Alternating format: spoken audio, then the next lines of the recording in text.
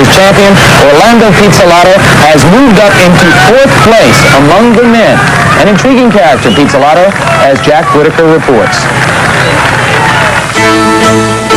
High on the boot of Italy is the town of Ferrara, midway on the road from Bologna to Padua. Orlando Pizzolato, a young man whose name rolls trippingly off the tongue and who renewed the fame of Ferrara when he won the 1984 New York Marathon. Until last year, Orlando was a good, if not spectacular, distance runner. But somewhere on the streets of New York, he found something, and despite stopping 8 times along the way because of stomach and leg cramps, Orlando managed to get out in front, hold off a charge by David Murphy, win the race, and become a national hero.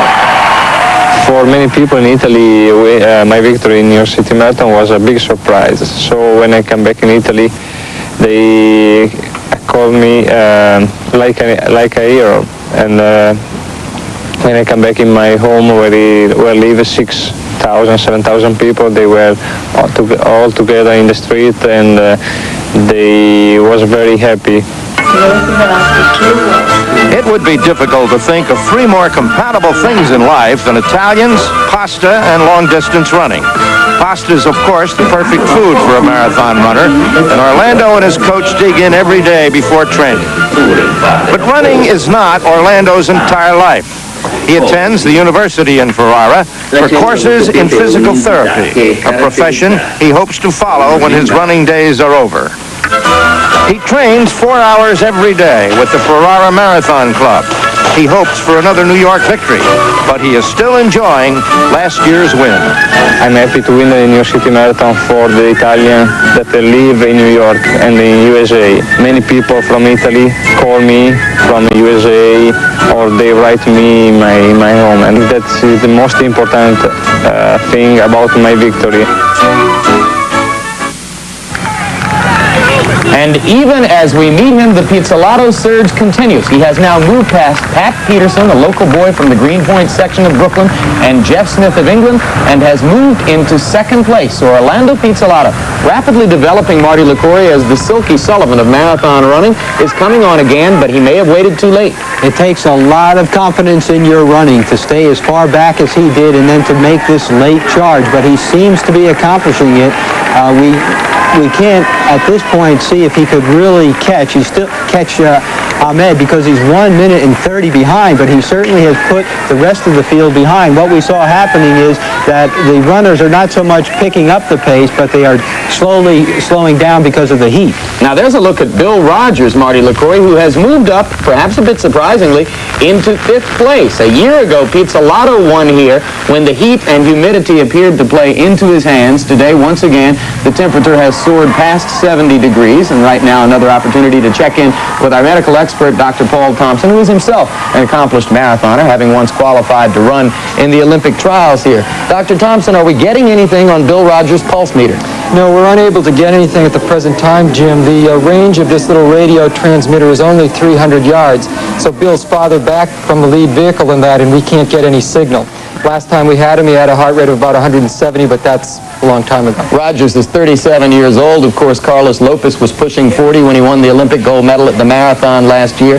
Despite the heat, the runners who are a little bit more senior seem to be doing well.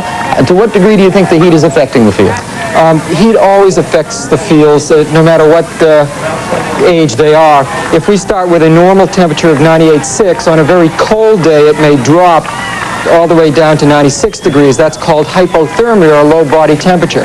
That won't affect the good runners today, obviously, but that's a problem for the back of the pack runners who are out there too long. They get really sweaty, they slow down, they get cold. The other problem that can happen to the good runners primarily is they go from 98.6 all the way up to 104. When you run a marathon, no matter how good you are and how much you sweat, you do get your temperature goes up during that race. All right, thank you very much, Paul. And as we look at the leader, It is Ahmed Saleh of Djibouti. Marty LaCroix, I haven't seen Saleh stopping at many water stops. I have not seen him put water over his body, which would be the advisable technique under these conditions, but of course he's more used to these conditions than perhaps any other runner in the field. We have to put his life into perspective. He is a nomad. He is from a country where they get 5 inches of rain a year. In fact, drinking water is a luxury, uncontaminated drinking water. But I have seen him grab some. In fact, I thought one of the police vehicles handed him a cup before, but he takes it very quick, seems to dump half a glass out on the ground and then just drink the other half. He is still the leader after 21 miles, with Pizzolato now in second place and preparing to attempt to mount a challenge. Jeff Smith trying to hold on in third place. American Pat Peterson from Brooklyn, New York in fifth place. And right now it appears that Ahmed Saleh may be beginning to slow down just a little bit with the finish looming ahead. ABC Sports exclusive live coverage of the New York City Marathon continues. That is a look at the finish area very close to a famous restaurant named Tavern on the Green in Central Park, where thousands await the first finisher, and there is the leader in the men's competition, Ahmed Saleh of Djibouti. But Saleh is slowing down just a little bit. Right now, it appears that the strongest runner in the field is Orlando Pizzolato of Italy. Catherine Switzer, I know that you spoke to Pizzolato this week. Did he discuss this strategy? He certainly did, Jim. He said that he was going to wait until he got across that bridge on First Avenue and make his move there, that he knows he's a strong finisher. He runs the second half faster, and that the second half of New York is a tougher half. And so he knew he had to save his energy for that. Plus, Jim, he said, the Italian population here is so wonderful. They've all been writing to me, encouraging me, and they're all going to be out there in Bay Ridge and along First Avenue rooting for him. He said when he got home last year that he was third in the Italian national news after Reagan and the Pope. So this is a very important moment for him. Marty LaCroix, another Italian boy. What chance do you give him? Good chance now. The last mile for Ahmed was a 5:18 followed by a 5:32 and now a 5:33. So we're looking at Pizzolato having made up almost 30 seconds in the last 3 miles alone. He is probably less than a minute behind right now, and you can see that Pizzolato looks good, but Ahmed is really starting to jog now. His arms coming up much higher, and the sweat now really, you can see he's sweating much more now. He is getting overheated even though he comes from a very desert climate. You guessed right, Marty. Pizzolato is now within a minute of Ahmed Saleh, 56 seconds behind at last count. There are only about 20 minutes of running left, perhaps a little bit less than that. So Pizzolato is going to have to gather himself now and make this move an even stronger one, but he has gotten into the picture, and there was a point just a few miles ago when that didn't appear possible. And he has about 5 miles to go. This does not make sense today because Bill Rogers, who has been known to run terribly in the heat, is now in 4th place. So Bill Rogers is running his best race in 8 years in conditions we would think that would not be good for him. And the man who should be most accustomed by constitution to this heat and the difficulty of running in it is the one who appears at this moment to be having difficulty with it. There's a good look at Saleh, and there is Pizzolato, and you can see that he is making up ground step by step. Larry Rawson, how does it look?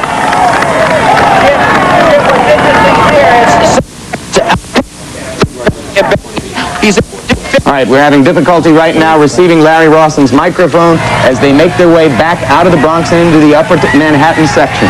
And you know, Jim, we always hear this expression, the runners are hitting the wall. It's almost overworked, but here is a situation where a world-class runner is hitting the wall. His stride is shortening, he can't lift his knees, his arms are flailing across his chest, his head is wobbling, he's going all over the road. This is what it feels like. Looks a little bit like Jeff Smith did in the closing stages in 1983. And now one more time, Larry Rawson.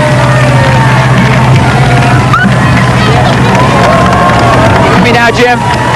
Yes, I do hear you, Larry. What's happening there? Ahmed Saleh in the background. I can see in the distance Orlando Pizzolato continue to close, and he is averaging better than 15 seconds per mile over the last 6 miles on closing on Saleh. Saleh has still been pointing the finger up. I'm number one to the audience. I'm amazed here that he seems to be running, I think, maybe with something still left in him. Saleh is running slower but more comfortably. He seems to be animated as opposed to Jeff Smith and other runners who, when they're tired, fix on the blue line.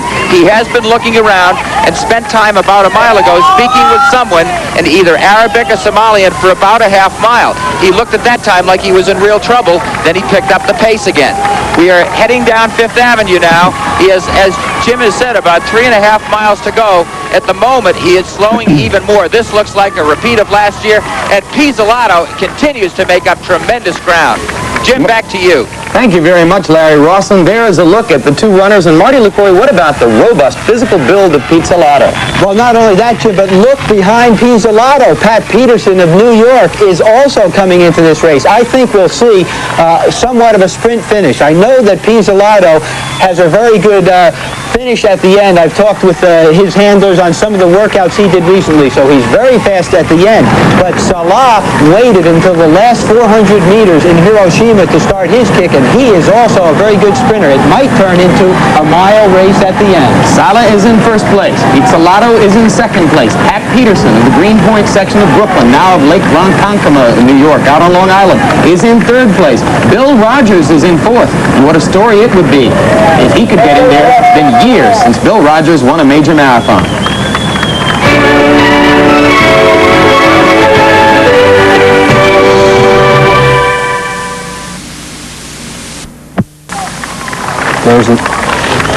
There are the standings in the men's section of the New York City Marathon after 23 miles. Ahmed Saleh of Djibouti trying to hold off Orlando Pizzolato of Italy, and Pat Peterson of the United States, indeed, from right here in New York City. Bill Rogers is in fourth place, hasn't won a major marathon since Melbourne, Australia, 1982. Don Norman in fifth place, trains in Pennsylvania with George Malley, another runner who was up among the leaders earlier today, and also Bill Reich-Schneider, whom we saw at the beginning of the race. And there now are the standings in the women's competition. Bites in first place, Lisa Martin in second place, and the others you saw listed behind them. Bites has not really been threatened in the women's race for many miles now. Catherine Switzer, as we look at her past the 20-mile mark, probably at this point it appears to be re-entering Manhattan from the Bronx. Greta looks pretty good. She looks wonderful, Jim. She never fails, does she? I mean, here she is at 20 miles, and she is looking as strong as ever. It is to be noted she's only seconds off her best time, which was done in 1983 in London, so she's still at the top of the game. She's got 49 seconds on Lisa Martin, and let's not overlook the fact that Lisa Martin is also running the best race of her life. Behind her is Laura Foley, consistent third and fourth in this race. But Greta, right out there, this is the reason why she gets the reputation for being unbeatable. There was Greta Reitz as she made her journey out of the Bronx. There is Ahmed Saleh, the men's leader, and you can see now that he has entered the top part of Central Park. So they are now definitely into the home stretch of the race. Saleh is in the top part of Central Park. At the bottom of Central Park, they will exit. Many of you know your way around New York City. They will exit briefly and run along Central Park South, also known as 59th Street, and then they'll go back into the park for the finish near Tavern on the Green. There is Orlando Pizzolato, still appearing to try to pick up the momentum a little bit as he chases Saleh. Pizzolato can see Saleh in front of him, so he knows exactly what his task is. The last mile for Saleh was 5:41. It does not look good for him, although I noticed that he is crossing over from side to side on the road, running the shortest route, so he is still very cognizant of what's going on around him. He is not looking back. He will probably have to make a decision when Pizzolato comes up, whether he's going to try and go with him or hang back off. I think this race is going to come down to the last mile. Pizzolato is going to try and pass him perhaps on the other side of the road and hope that he gets a few yards before Ahmed Saleh even knows he's there. Good look at Pizzolato as he runs the inside line, as you can see on the far right side of the Park Drive. There are, just as along First Avenue, people jammed shoulder to shoulder alongside the Park Drive, cheering for these runners as they make their way now into the final stage of the race. Pizzolato glancing to his left and looking ahead of him to see Ahmed Saleh. Saleh, 29 years old, runs with a certain kind of pressure. This is only his 8th marathon, but he regards himself as the sole financial support of a family of 27 people. He is the son of a nomad tribesman who, when he died in 1974, left 9 children and 3 wives, and Saleh puts the bread on the table for all of them. There were some reports here earlier this week whispered around in running circles that Saleh was upset with the amount of appearance money he was given to appear here, particularly when he learned that fact, Carlos Lopez was supposedly offered $75,000 to run here in New York.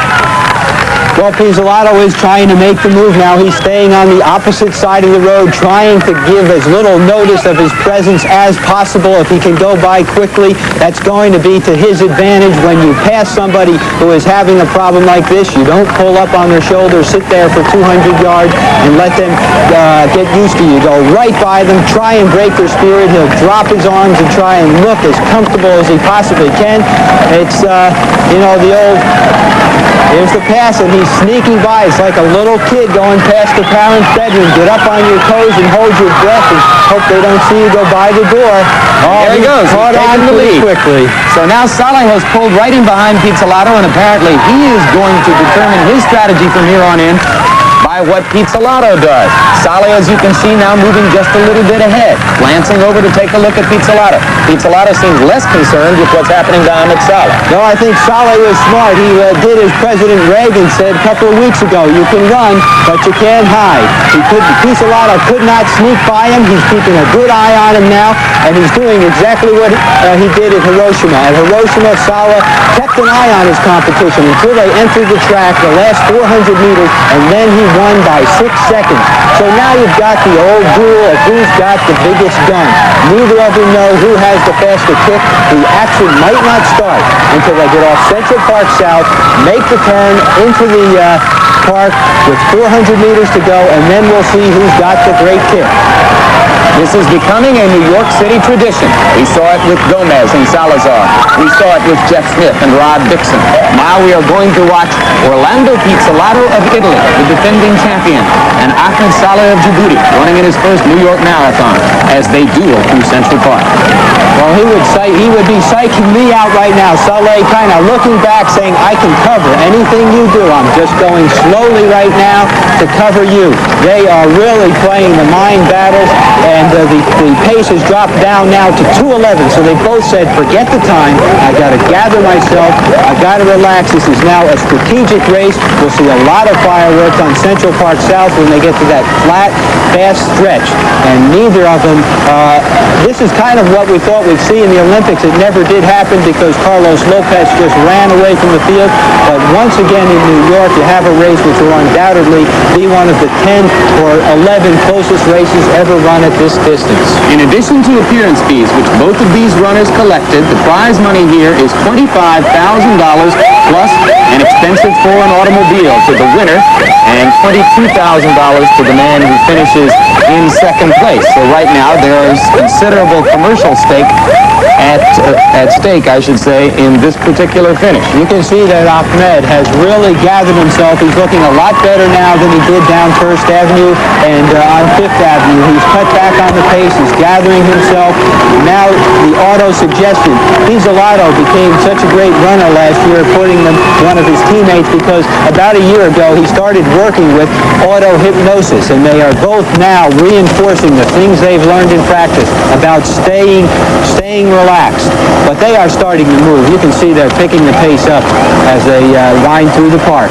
Indeed, Saleh didn't look so fresh for 8 miles as he did the moment that Pizzolato went by him on the inside of the park drive. Suddenly it appeared that Ahmed Saleh woke up. They have less than 2 miles to go. They are at the bottom of Central Park. In moments they are going to exit onto Central Park South, or 59th Street if you prefer. And they will run along the bottom perimeter of the park there. There you see that is the right angle at the left side of your screen. They are moving toward that stage right now. Then, when they have run along Central Park South to Columbus Circle, they will turn right and go back up into Central Park, and that is the point at which Alberto Salazar broke Rodolfo Gomez just a few years ago. That's right, the great Dust Bowl victory. Alberto, there is a portion of about 20 yards. You step up a curve, and at that time you ran on dirt, and the dust just blew up, and out of that dust came Alberto Salazar to win. Gomez lost 10 yards. They have now paved that over, so we won't see any dust storm today. But Pizzolato has to be wondering about this man from Djibouti, because we have all followed with interest the background that he comes from. He's a very hard man. He has led a hard life. There's not much hope of breaking this man's spirit. The hope for Pizzolato is to have more talent, to have done better workouts, and to be able to run that last half mile in 2 minutes and 15 seconds, something like that. He's trying to break him on this hill. We don't want to leave out the women's race. Greta Weitz is in good shape. We're told that she has just passed the 23-mile mark. She remains in control of that race. Catherine Switzer, here is the big test of Pizzolato's psychological power. And he was telling me about this earlier this week. He said, if I can catch him toward the end, I know I can beat him. And this is where he's making his move. If he breaks the contact here, Marty, this might be it. He's starting to lose sight now. As Ahmed is losing sight. I know that Ahmed is proud of the way he finished in Hiroshima, and he seems to be a wily character. I know that I did things like this myself in high school. Let a man get 20 yards on you so that he cuts back on the pace if you feel that you can beat him over the last 200 meters by 200 yards. Marty, when Orlando Pizzolato won here amid difficult weather conditions a year ago, there were some who doubted his legitimate stature within the sport of marathon running. Are there any doubts right now? I don't think anyone can doubt it after this. He has been spectacular, although he has not raced often since his victory here last year. It is apparent that he has molded his life and his training around repeating the victory in the New York Marathon. He has been very scientific in both his training and his pacing, and it seems to have paid off. You have here the ultimate scientifically trained man. He works under physiologists in Italy with very scientific coaches versus a man from a country where, as I said, the water in most cases is contaminated and has grown up in a country where 40% of the children under 5 years old don't have enough to eat, who has just burst onto the scene because of his tremendous talent. So you have the two extremes that exist in this sport, but both of them have gotten to the finish line close to first place. That is Pizzolato, the leader. Ahmed Saleh is now dropping back, and it appears, for the moment, as though Orlando Pizzolato has overcome the challenge of Ahmed Saleh and is about to win his second consecutive New York Marathon. The margin right now is 13 seconds. Well, that tells the story. The picture of Saleh heavily sweating, drinking at this late stage in the race, and then Pizzolato, his skin very dry. We don't need to be a doctor or have a temperature or a pulse monitor on them right now. We know what has happened. Saleh is overheated. Pizzolato is running well and has got the adrenaline going, and he should not be caught today. Here are the leaders. Orlando Pizzolato, who despite having slowed down a bit in the last few miles because of the heat, is going to run a faster time here today than he did in winning the race a year ago. The women's leader remains Greta Weitz of Norway, who is past 23 miles and in control of the women's competition. She has not been threatened by Lisa Martin of Australia or by any other woman for several miles now. And you can see that Rod Dixon in our ABC Microcam outfit has just moved in behind Pizzolato. So Rod is going to give us a look at what Orlando Pizzolato sees now as he runs along Central Park South and prepares to enter the park again for the finish of the race. There is the promenade along Central Park South. Some of the most exclusive and expensive hotels and restaurants in the world are to Pizzolato's left.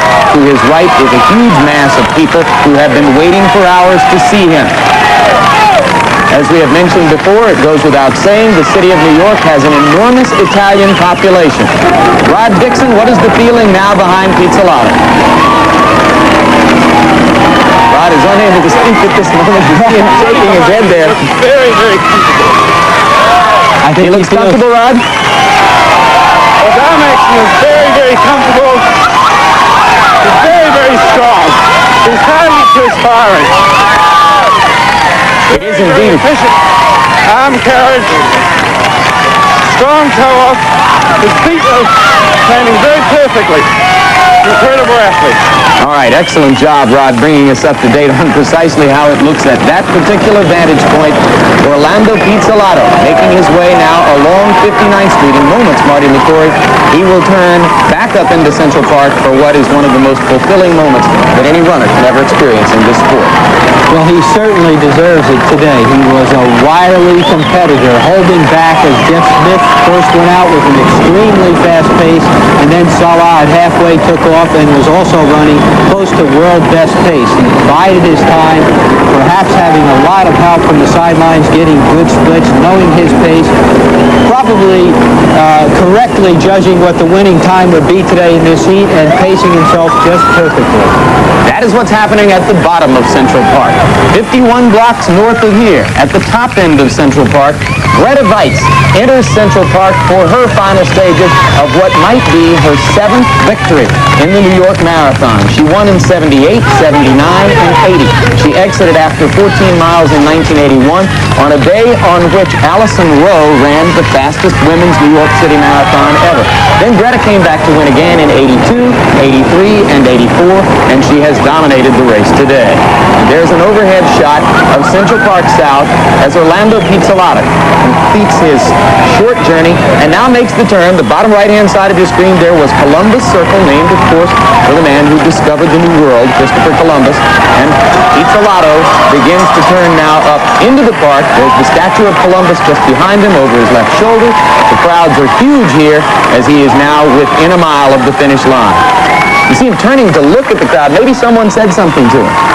Well, he had a good chance. After a sharp turn, you can turn around and look and see if you've gone 40 yards and you don't see anybody back there, you know that you've got a good lead. I think he proved today that marathoning is a very physical endeavor, but it also is a very cerebral endeavor at the same time. Orlando Pizzolato was in 20th place, seemingly totally out of contention at the 14-mile mark in this race. In the last 12 miles, he has passed 19 runners. The last among them, the man who ranked as co-favorite with Pizzolato to win the race, Ahmed Saleh of Djibouti. And as he went by Saleh, he did it at the end of a brilliant and stirring effort in the second half of this race. There's another look at Saleh, who now knows that he is a beaten man.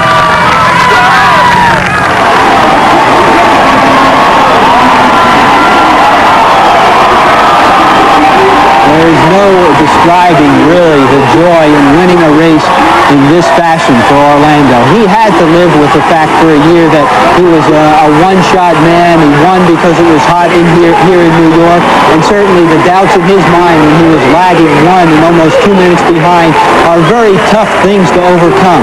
So he has won this in such courageous fashion and put up with the pressures for a year. This is very satisfying. It's always great to win it the second time.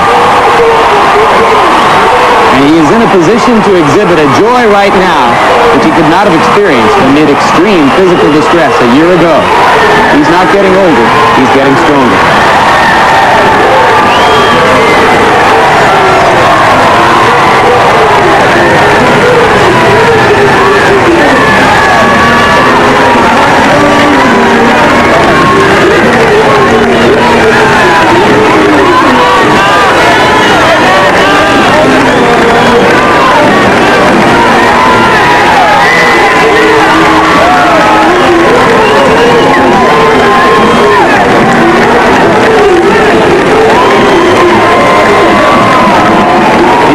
Winning time, 2 hours, 11 minutes, 33 seconds in temperatures above 70 degrees. Here is a man who ran a brilliant first 20 miles and may have learned a lesson in the last 6.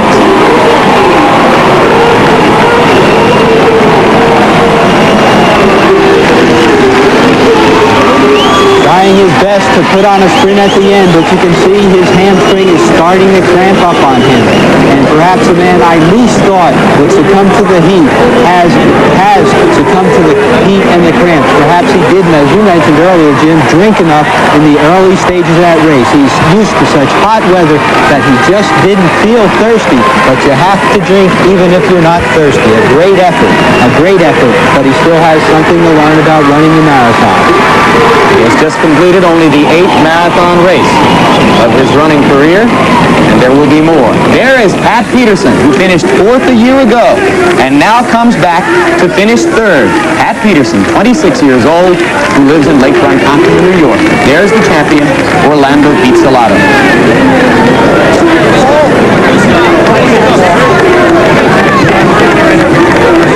He joins some of the greatest names in the history of this sport as repeat winners here. Bill Rogers won it 4 times. Alberto Salazar was a multiple winner. And now, Orlando Pizzolato. Now we return to the women's race, where Greta Weitz holds a comfortable lead as she makes her way through adoring crowds in Central Park. The lovely Norwegian lady who is in the minds of all of the people watching her now, an honorary New Yorker. Events to take place here today is the return of the prodigal son, the man on whose image the race was largely built. Bill Rogers, who came here in 1976 and won every year from 76 through 79, has been away for a few years, partially as a result of a feud with race director Fred LeBeau. But LeBeau and Rogers have patched it up, and Bill Rogers just finished fourth, at the age of 37, in the New York City Marathon. A man who remains one of the greatest names in the history of distance running in this or any other country. Ibrahim Hussein, you saw finishing just behind Bill Rogers. The finish line now becomes a continuous procession of finishers in this race. For the next several hours, they will be coming in. More than 18,000 left the Verrazano Narrows Bridge in Staten Island at 10:45 Eastern Time this morning. That man finished first for the second consecutive year, Orlando Pizzolato. 2:11:33, 2 hours, 11 minutes, 33 seconds. Now Pizzolato's official time on this warm and sunny day, October 27, 1985. And there is the woman who is apparently destined to win for the 7th time in the women's competition, a model to all women distance runners, Catherine Switzer. The argument can still be made, despite the accomplishments of Christensen and Joan Benoit Samuelson, that on her competitive record, Greta Weitz ranks as the greatest women's marathon runner of all time. Do you buy it? I buy it. I think that she is a racer and an arch competitor, and she puts the money on the line when she really needs to do it. Look at her here, Jim. She's tired. She's been laying in 6-minute miles, which is well off her best. She's thrown the best records out the window. She is going now to win the race. It's important for her to win. And regardless of how tired she is, she can still run very, very well without losing too much form. She is approaching Central Park South now, which is after the 24-mile point. And basically, she's running about a 2-hour and 27-minute pace. Incidentally, Catherine, I'm just told for the matter of footnotes that I received bad information regarding the place in which Rogers finished. It was not fourth, although he was running fourth in the latter stages of the race. He did wind up finishing seventh. Seventh is not fourth, but it is still an extremely creditable finish for the prodigal son, Bill Rogers, as he made his return to New York today. And there are the two men who finished first and second and staged that stirring duel through Central Park. On the right, Orlando Pizzolato. On the left, Ahmed Saleh. And there's Greta Weitz once again. I think we have to say that Greta, probably more than any other woman,